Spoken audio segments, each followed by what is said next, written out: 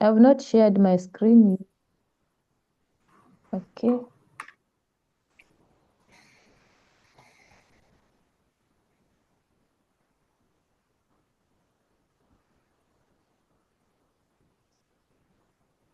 Should I continue? Yes, please. Okay.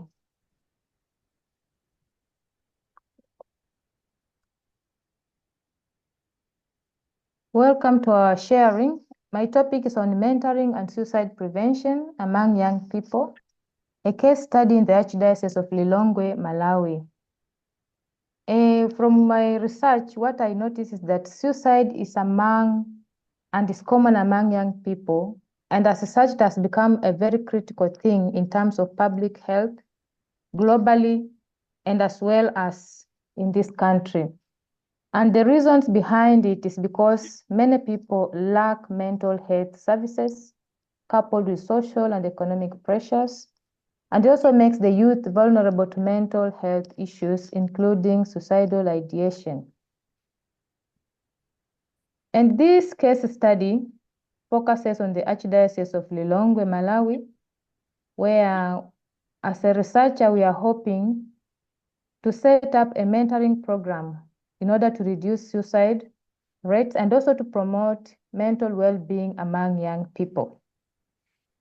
In our research, you will come across key words like mentorship and suicide, of which mentorship is recognized as an effective approach in supporting adolescents by providing emotional guidance, coping strategies, and role models who can navigate and help them to encounter and to meet their challenges daily, according to Shapiro et al.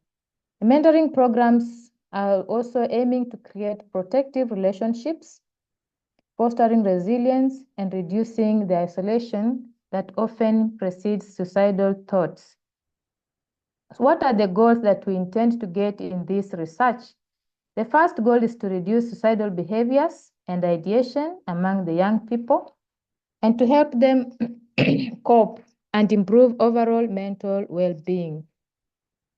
The second goal is in relation to our research is to show that structured mentoring programs, especially faith-based ones, can help to reduce risk factors for suicide by offering psychological and spiritual support.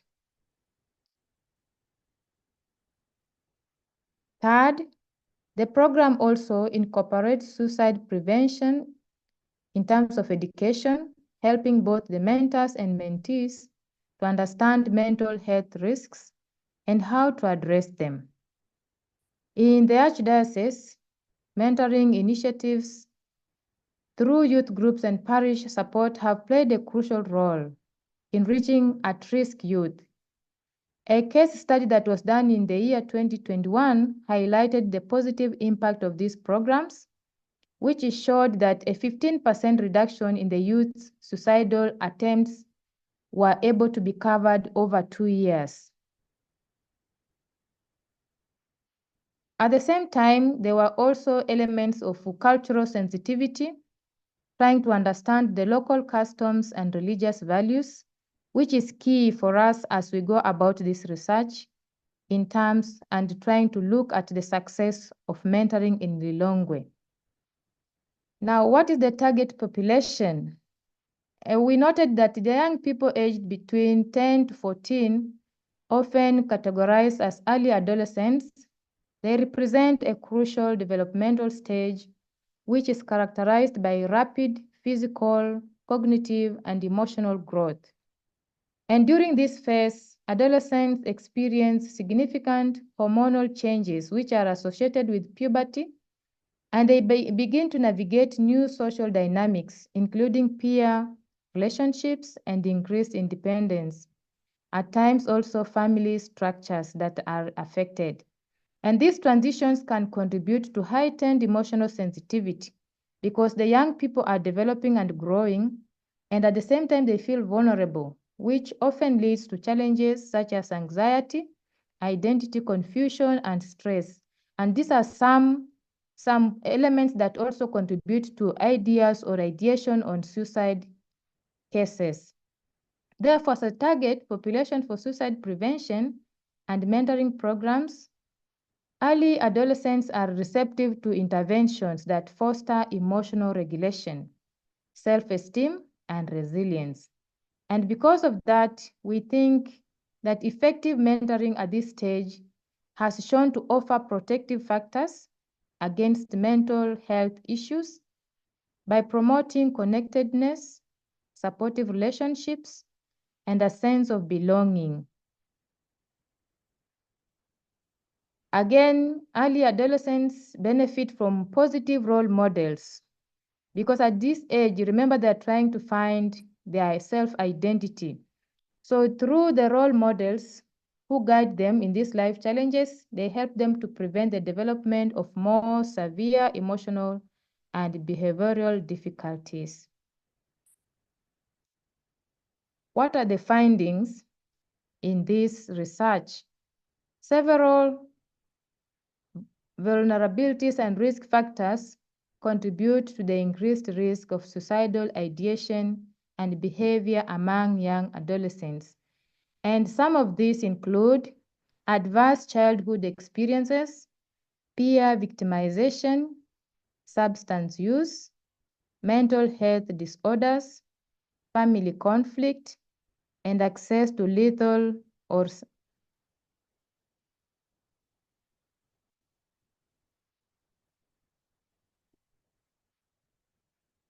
lethal means. Then in the same way, protective factors and resilience, despite facing various challenges and adversities, many young adolescents demonstrate resilience and thrive in the face of adversity. The protective factors that enhance resilience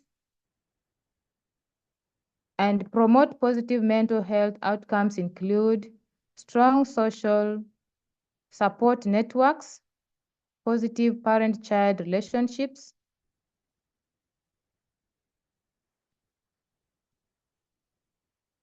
effective coping strategies, a sense of purpose and meaning, cognitive flexibility, access to education and resources, and engagement in meaningful activities. So what is the implementation plan that we have in place? Program overview and objectives. The first is the objective. According to our plan, the implement is a faith-based mentoring program to reduce suicide risk and to promote mental health among early adolescents in the Archdiocese of Lilongwe. The key components are training of mentors who include church leaders, teachers, community volunteers, one-on-one and group mentoring sessions. Then we also have spiritual guidance integrated with mental health awareness. Target group is adolescents, early adolescents aged 11 to 14, a critical period for emotional and social development. Then on the same implementation plan,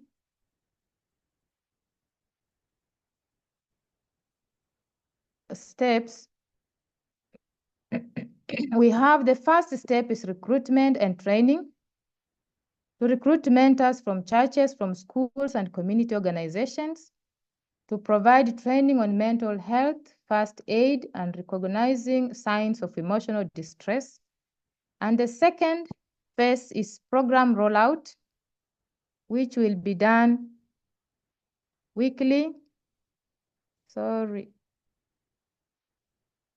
and the group mentoring sessions focusing on emotional resilience and spiritual well-being, culturally relevant resources,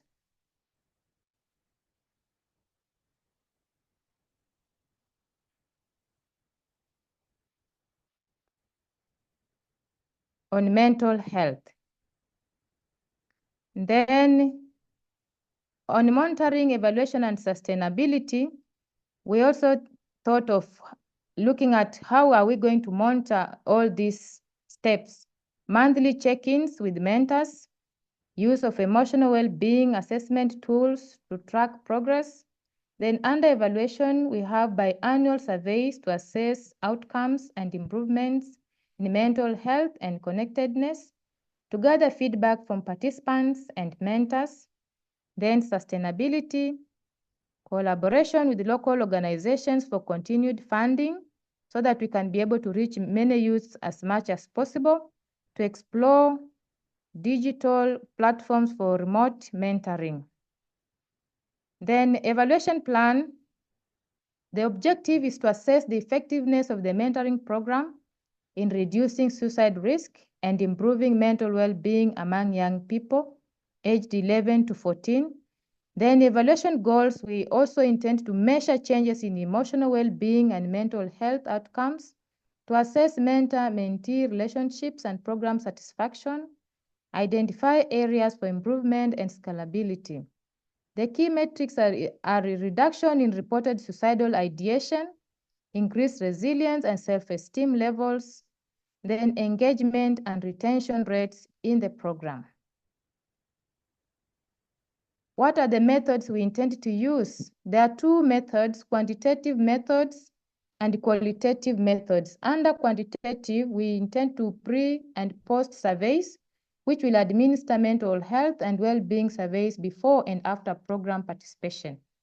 And secondly, suicide risk assessment tools, which we will use standardized tools such as the Columbia Suicide Severity Rating Scale to track changes in suicidal ideation. Then in the qualitative method, we intend to use focus groups, conduct focus groups with mentees and mentors to gather feedback on program experiences and perceived benefits. Interviews on one-on-one interviews with at-risk youth to gain deeper insights into emotional changes and support needs. Then timeline reporting and continuous improvement. We have evaluation timeline, which under the first 3 months baseline assessment and mentor training, from 4th to 6th month midterm evaluation, which we intend to do pre-surveys, focus groups, then months 7 to 8 final assessment and post surveys. So literally it's a full year. Then data reporting, we intend to do monthly reports on program engagement and mentor-mentee interactions, biannual progress reports on emotional well-being and suicide risk reduction, and continuous improvement. We intend to use evaluation results to adapt and improve the program. Regular feedback sessions with mentors and community stakeholders for interactive program development. And then what is the conclusion and way forward? Having seen that it is possible to carry out mentoring in reduction of suicide among young people, there's need for expansion. The results from the Archdiocese of Lilongwe indicate the need for scaling mentoring programs to reach more young people across Malawi. In regard to policy implications, government and church collaboration can enhance suicide prevention efforts, integrating mental health services with spiritual guidance. And in future, we also hope that ongoing studies are needed to measure long-term effects of mentoring and explore ways to incorporate digital platforms to expand the reach. Because we also noted that in this area, there are few studies that have been carried out already. And so we felt that it is good that the research team continues to do so. Then finally, we have references from different parts of the authors and a conclusion. Thank you.